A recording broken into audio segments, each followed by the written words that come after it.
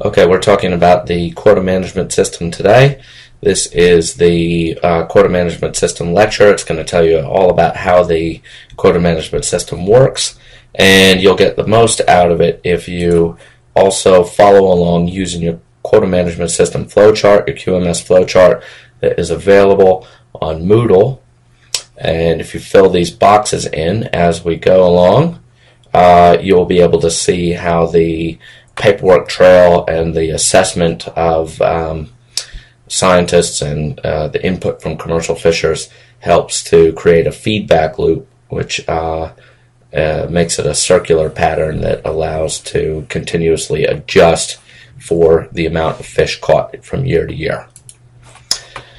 Okay, so let's start with a little bit of background. In the late 70s, early 80s, we've talked about where the fishery was in terms of foreign vessels coming in, the environment before the United Nations Convention on the Law of the Sea, in which the 200 nautical mile exclusive economic zone hadn't been declared yet. Anybody could fish anywhere. We had Japanese and other vessels fishing very close to our shore, and then the UNCLOS came in, the United Nations Convention on the Law of the Sea, and the 200 nautical mile exclusive economic zone was declared. But a lot of damage had been done by that point. So in the deep water, the hake, hoki, ling, oreos, orange roughies, squid, silver waterfowl, all were listed as overfished. And inshore, because those deep water species were overfished, some of these boats, in order to make up a catch, would actually come in, and you had the huge trawlers coming in fishing for snapper and other fish in the shallower water, which was pretty bad for the snapper and inshore fishery. And crayfish were also in quite bad shape. Had been potted very, very hard. And so the traditional management that looks at a single species and tries to manage that single species in isolation by limiting fishing effort was just not working. Okay, so the question was then, what was New Zealand going to do that was going to be different? Everybody knew that what was in place was not working well. So the question became, well, how do you control fishing effort? What are the ideas that have traditionally been used, and what could we do that would be a little different? And you'll get a little bit more out of this this video if you stop right now and go ahead and brainstorm for a couple of minutes. We've talked a little bit about this. See if you can refresh yourself and refresh your memory, and go ahead and brainstorm all the ways that a fisheries manager can control fishing effort. Okay, you're back. You started the video again. You brainstormed. See if you got what we've got here listed. These are just a few of the ways, but these are the major ways that fisheries managers have controlled fishing effort in the past. Fishing methods: you might restrict the number of hooks. You might restrict the type of hooks, so you might restrict the use of trawlers. You might not allow bottom trawling. Okay, so you might not allow gill nets. Okay, so you can control the fishing methods. Areas: you could have closed off areas. You could allow fishers to fish in certain areas for certain times of the year, and not in other times of the years. You could restrict maximum or minimum fish size, which we still do today. You can have limits on catch, so a boat can go out and catch no more than, say, 1 ton on any given day.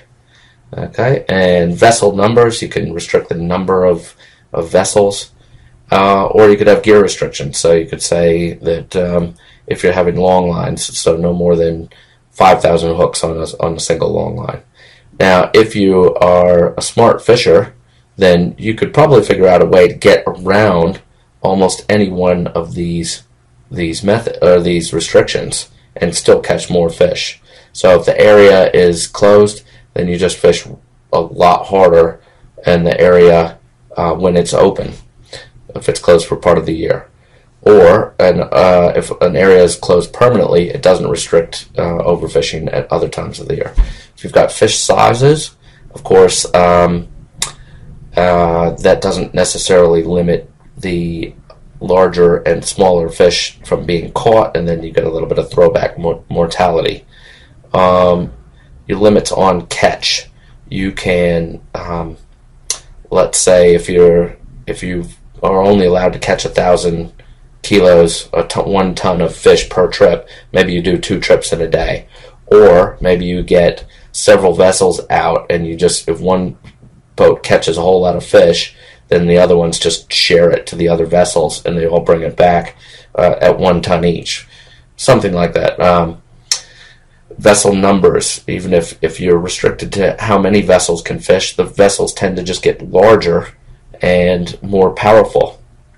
And the same with gear restrictions. If you're limited to, say, 5,000 hooks per long line, maybe you set 2 long lines or 3 long lines, and you can still ramp up the number of hooks.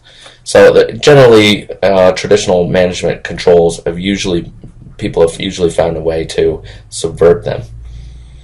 So the goals, there you go. So if you were going to design a new management system, knowing what we've talked about in terms of the way people tend to be able to subvert the system, what would you do? And here's another good point to stop the video and brainstorm for a moment. Okay, you've stopped the video, you've brainstormed. Let's see if any of your objectives lined up with the original objectives for putting the quota management system in place. Okay, so when they were thinking about the future of the fishery, one of the first goals was to have efficient harvesting with maximum benefit to the industry. So what does that mean? Okay, so what they're saying is it's possible for a person to go out and fish 40 cray pots and just go out and fish them each day. All right, 1 guy or 2 guys in a small boat. It may be possible for a more powerful, more efficient boat with, say, 3 crew to go out and fish 300 pots or 400 pots and stay out for 2 days or 3 days, okay? And use less gas, less resources, go out and fish them occasionally and catch the same amount of fish but use less resources. Maybe a better example would be something like somebody could set 5,000 long line hooks and catch maybe half a ton of snapper per day. Or you can have 1 trawler go out and catch 10 ton in half a day on a good trawl, okay, on 1 good tow. That boat has used a lot less resources, come in and he's gone out, caught the same amount of fish that the longliner would take 20 days to catch in 1/2 day of good towing.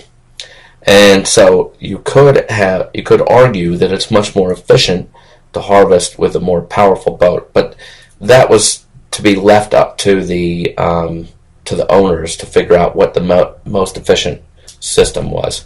They didn't want to restrict the amount of catch, say, to half a ton a day, when that wasn't necessarily the most efficient way to catch the fish. You might just be causing the fishers to have to spend a lot more money to do the exact same thing. And they knew that there would be an industry backlash if fishers were required to spend money that they felt they didn't need to. Okay, the second objection to the quota management system: equitable allocation of catch entitlements to existing permit holders. So what that means is that if you had been catching, say, 5 ton of snapper a year, and the total of everybody in the area had been catching 100 ton of snapper in the year, per year, let's say per year, for 3 years, okay, then you should be able to continue catching your share. So they looked at the catch histories that everybody had been turning in, what their records showed they'd caught, and they said, okay, if you've been catching 5 ton and out of the total 100 ton per year, then that means you've been catching 5% of the catch. So whatever is allowed to be caught in the future would be, you will be able to catch 5% of that. And that's pretty much how it was set up.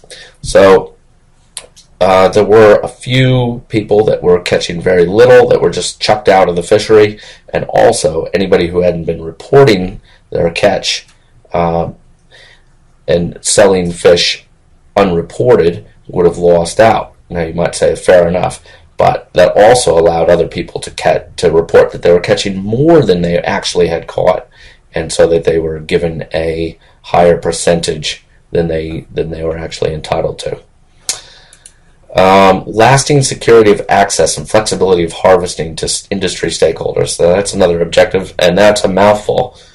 Let's say if we can put this in simple terms, that would mean that if you're a fisher and you are unsure that the regulations are going to stay the same, then you may be very unlikely to invest hundreds of thousands of dollars in a new boat, new motor, fishing gear, because it may be that next year the government, if they come along and change the regulations quite often, that your gear won't be allowed to be used, and suddenly you're out of pocket for all of that money. Or let's say you invest in a 20-meter boat, and then they say, okay, no boats more than 15 meters can take part in this fishery. Well, suddenly you've got a $250,000, $300,000 boat that you've got to make payments on because you've taken a loan out from the bank and no way to use it. So one of the objectives was to say,